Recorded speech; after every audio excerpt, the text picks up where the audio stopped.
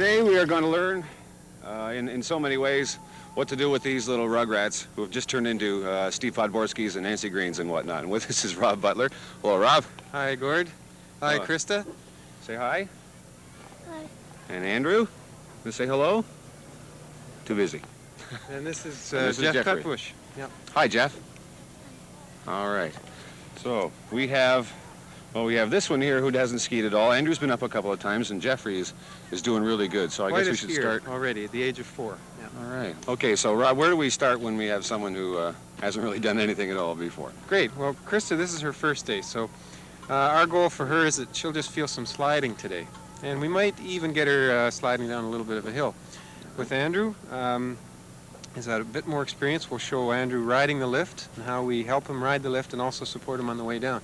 And then Jeff has been skiing for a while now. Jeff's 4, and he can sort of give us an idea of what a 4-year-old can really do. Okay, here goes Andrew. We've slowed the lift down for him, and the 2 adults that are with him just have to make sure that he gets lifted up onto the chair. There we go. And that he's supported while the safety bar gets pulled down. There we go. This is a good way to do it for the first couple of times down the hill, because it gives you a chance to control the speed completely, and the young skier feels well supported, and of course there's no chance that he can get away. So how do you like this, Andrew? That's fine. Okay, good. Watch where you're going, and you can talk to each other the whole way down. It is a little bit hard on the legs, and so that's why we also have another way of doing it, which we'll show you in just a minute. There we go. Oops, and this is another good way to do it, of course. I've got a rope here, and I've got this tied around Andrew's waist, so he can ski more freely than with the slalom pole, and at the same time I've got control of him. I can let him out a little bit and slow him down when necessary. Whee! And of course still close by to help him up. So here's another spot where slalom poles come in handy.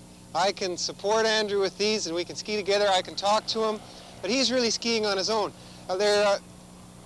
They give you a little bit more control than a rope, but then of course he can decide that he doesn't want to hang on, and that's the one problem with them. Okay, here we see Jeff now, who's 4, and he can really turn, as you can see. Now Jan is skiing along behind him, close by, so that she can talk to him on the way down, catch up to him and grab him if he maybe starts to ski too fast and get out of control. That's good. The other thing now that they might switch around too. Jan, can you go ahead now? Okay, and here's the other thing, and that is, of course, once Jeff has progressed a little bit more, and that's for Jeff to follow in Jan's track. So that's one way to do it, with slalom poles and a rope. Another way is just with your own poles. You can support the young skier like that. Mm-hmm. I think if you have access to a pair of slalom poles, you can get a little bit farther away, and that might be better. Putting a slalom pole or your own pole across in front, that's the way to start anyhow, so that you've really got control of them. Then once they get the feeling for it, and particularly down at the bottom of the hill, it's a little flatter, try it the other way. Okay, now we've got Andrew's doing really great, and we've got Jeffrey's doing real good. He's really been up for a couple of years. Yeah. Now we got to go back to a starter, so what do you say we go back and see how Chris is doing? Let's see how Chris is making it, sure. Okay. Okay. Okay, so it looks like we've covered almost everything, I guess, in trying to start these little people to ski, but I guess we should reiterate a few things. Okay, well, Krista did really well today, just learning to walk and be familiar with the skis. And you see, the kind of ski Krista's using there, it's a bit like a cross-country ski. She can use her street shoes, that's fine.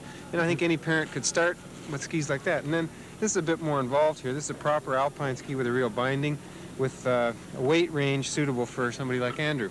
Mm-hmm. All right, so anything that we should remember as parents when we start teaching our children to ski? I think a couple of key points are to keep it really short for the first time out. Half an hour is fine. So, you know, if the kids are going to come out, if you're going to take them out for a day of skiing, they really have to be supervised the whole time.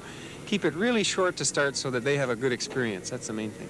All right, and then pretty soon you won't have to worry about them at all? Well, pretty soon you'll be having to chase them, that's right. Okay, thanks a lot, Rob.